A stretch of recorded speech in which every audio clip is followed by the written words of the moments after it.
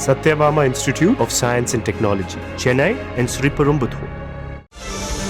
புதுச்சேரி பாஜக எம்எல்ஏ சாய் சரவணன் அக்கட்சியிலிருந்து விலகினார். மீண்டும் தேர்தலில் போட்டியிட வாய்ப்பு அளிக்கப்படவில்லை என்று நேற்று பாஜக அலுவலகத்தை முற்றுகையிட்டு அவருடைய ஆதரவாளர்கள் போராட்டத்தில் ஈடுபட்டிருந்த நிலையில் தற்போது பாஜகவிலிருந்து விலகுவதாக எம்எல்ஏ சாய் சரவணன் அறிவித்திருக்கிறார். அண்மை செய்தியாக பார்க்கிறோம். புதுச்சேரி ஊசுடு தொகுதியில் மீண்டும் வாய்ப்பளிக்க மறுக்கப்பட்டதால் தற்போது பாஜகவிலிருந்து அக்கட்சியின் எம்எல்ஏ சாய் சரவணன் விலகியிருக்கிறார். அண்மை செய்தியாக பார்க்கிறோம். நேற்று பாஜகவின் வேட்பாளர்கள் பட்டியல் அறிவிக்கப்பட்ட நிலையில் வாய்ப்பு வழங்கப்படவில்லை என சாய் சரவணன் ஆதரவாளர்கள் குற்றம் சாட்டியிருந்தனர். கூடுதல் விவரங்களோடு செய்தியாளர் பாலவெற்றிவேல் இணைந்திருக்கிறார். பாலவெற்றிவேல், தற்போது சாய் சரவணன் விலகியிருக்கிறார். அவருடைய அடுத்த கட்ட பயணம் என்னவாக இருக்க போகிறது? விவரம். பாலா, புதுச்சேரி மாநிலத்தில் பாஜகவினுடைய வேட்பாளர் பட்டியல் முழுமையாக வெளியாகி இருக்கிறது.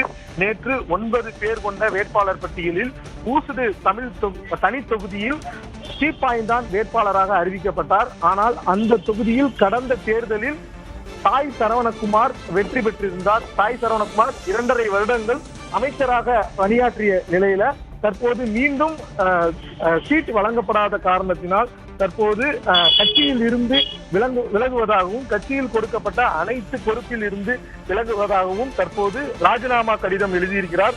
பிரதமர் நரேந்திர மோடி மற்றும் பாஜகவினுடைய தலைமைக்கு அவர் எழுதியுள்ள கடிதத்தில் கட்சிக்காகவும் ஆட்சிக்காகவும் நான் சிறப்பாக பணியாற்றினேன், ஆனால் என்னுடைய பணியை அங்கீகரிக்கவில்லை என்றும் ஊசுடு தொகுதி மக்களுக்காக தொடர்ச்சியாக பணியாற்றி ஊசுடு ஜொலிக்கிறது என்கிற ரீதியில மக்களிடையே பரப்புரை மேற்கொண்டதாகவும், ஆனால் தனக்கு வேட்பாளர் பட்டியலில் தன்னுடைய பெயர் இடம்பெறாதது அதிர்ச்சி அளிப்பதாகவும் தெரிவித்துள்ள சாய் சரவணகுமார் தற்போது கட்சியில் இருந்து விலகுவதாகவும் தெரிவித்திருக்கிறார். நேற்று பாஜக அலுவலகத்தில் சாய் சரவணகுமாருக்கு சீட் ஒதுக்காத காரணத்தினால் அவருடைய ஆதரவாளர்கள் பலர் பிரச்சனையில் ஈடுபட்டார்கள்.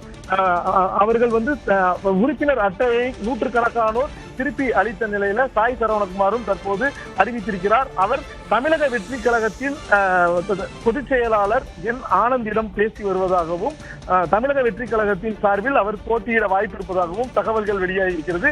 அதே நேரத்தில் சாய் சரவணகுமார் திமுகவில் இணைவதற்கான வாய்ப்பும் இருப்பதாகவும் அவரது ஆதரவாளர்கள் தெரிவிக்கிறார்கள். Bala,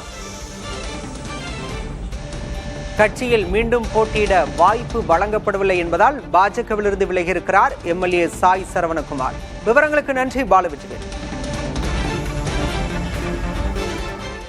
Satyabama Institute of Science and Technology, Chennai and Sriperumbudur.